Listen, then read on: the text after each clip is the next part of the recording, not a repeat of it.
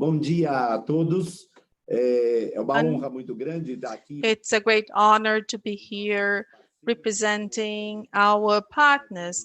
I would like to greet them all, the Mayor of Bonn, President of ICLAY, Mr. Schock, for the partnership work we have been doing for São Paulo and for Brazil.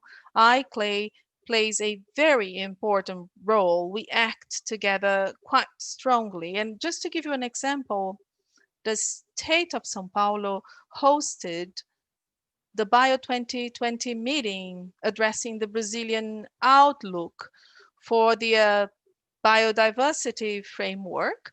We produced a Brazil agenda, and it will be introduced at COP in 2021 in China. So thank you for the partnership. Our topic is daring cities today, and São Paulo, with 42 million inhabitants, we are a regional government, and taking into account the metropolitan region with more than 25 million inhabitants, we have huge challenges. As you know, we have issues with the droughts, the floodings, the sea level rising, the landslides, and the burning issues that we've had recently. The entire world is keeping an eye on Brazil. We've had many burning issues in the Amazon, many fires in Pantanal region, and now in the South region where São Paulo is. So this year we had the worst drought of the last 30 years. So we had many fires, wildfires that have been affecting our biodiversity here.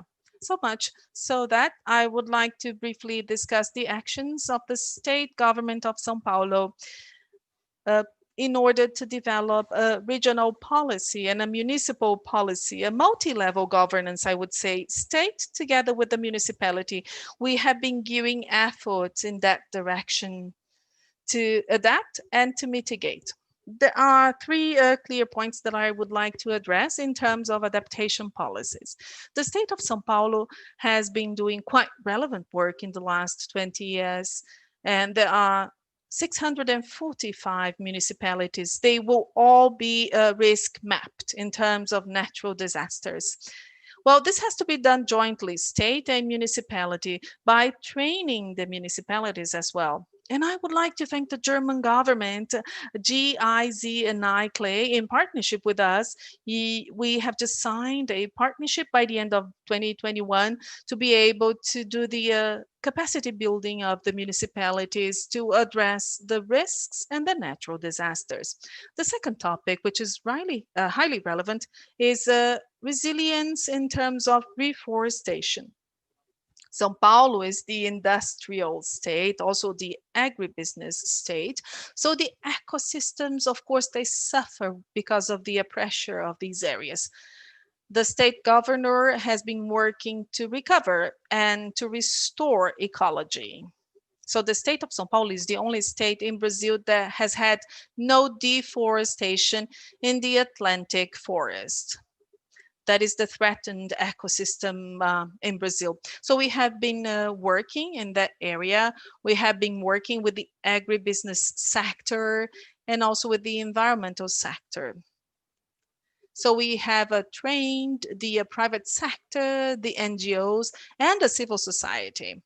Well, the other topic that you may see behind me in this poster, that's São Paulo, that's the metropolitan reality.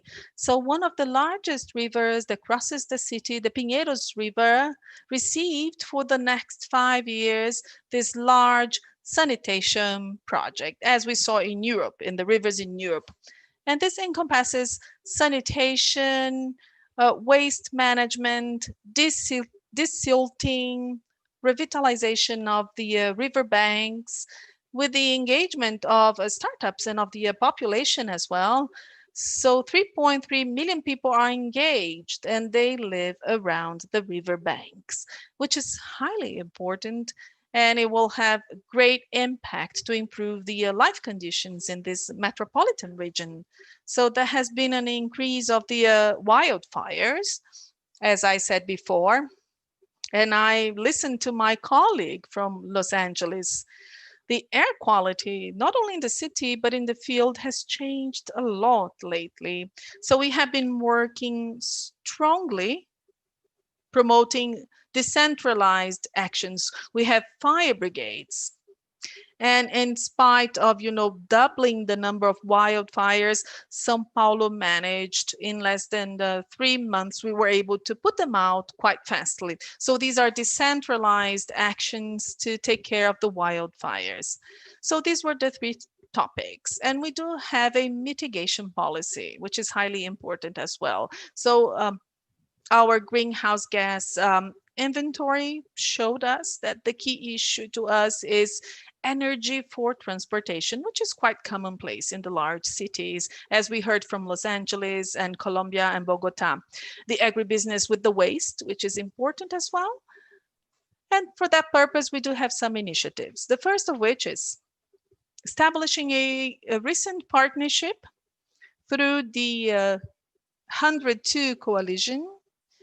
So we have been working on developing low carbon solutions for the state of São Paulo. This will be introduced next year.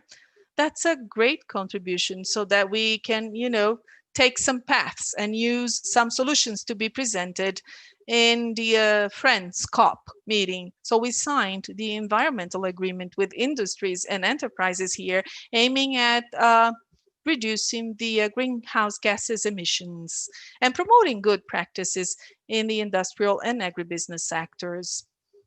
Moreover, in our mitigation measures, we have strongly worked with other topics, and I may go on here. Okay, thank you so much. I could be going on forever. Thank you so much. So, Eduardo, Sao Paulo is, of course, a huge industrial hub as well. But would you say the cleaning of the river, which you mentioned, is the most important goal for the next 5 years?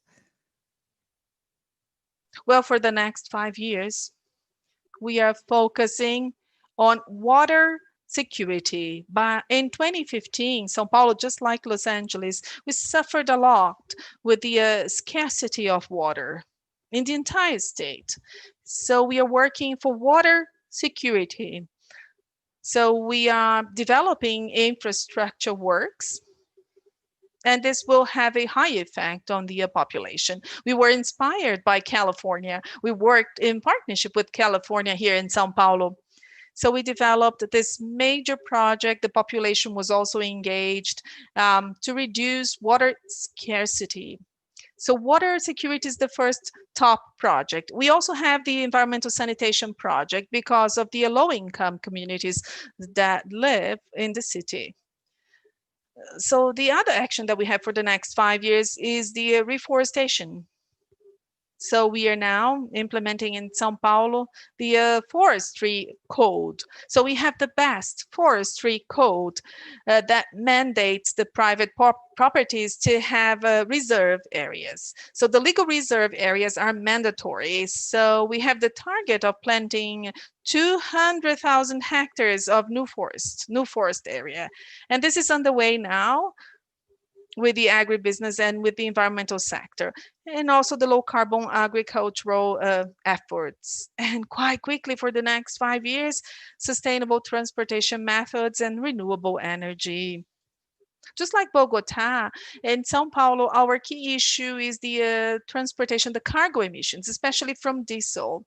Back then in 1995, and I was in Colombia in 1998, we studied the first projects to improve the diesel impact and the air pollution. So we invested, just like Santiago and Los Angeles, in the vehicle control programs. But here controlling, the manufacturing of vehicles brought excellent results. We have 25 million inhabitants, and we do not have severe levels of air pollution because of the strict implementation to improve the air quality, the urban air quality, and also to control the fuels. Anyhow, we have to improve the emissions from cargo transportation, diesel cargo transportation, just like we heard from Bogota. That's number one as well in our agenda. And to close, the state government of São Paulo will introduce the economic ecological zoning. That's strategic planning that will be ready by next year, that will internalize the climate change, and it will be included in this economic ecologic zoning program. And I learned about this when I was in Germany with Merkel, the minister, in 1997. She was the Ministry of the Environment back then. And I was really impressed on how Germany was way ahead of us. It took us, 20 years to do something similar to what I saw in 1997. It is a fantastic project that will provide guidance to the producing sectors and to the public sector in regard to the climate risks. Thank you so much. Sorry for speaking so much. Thank you.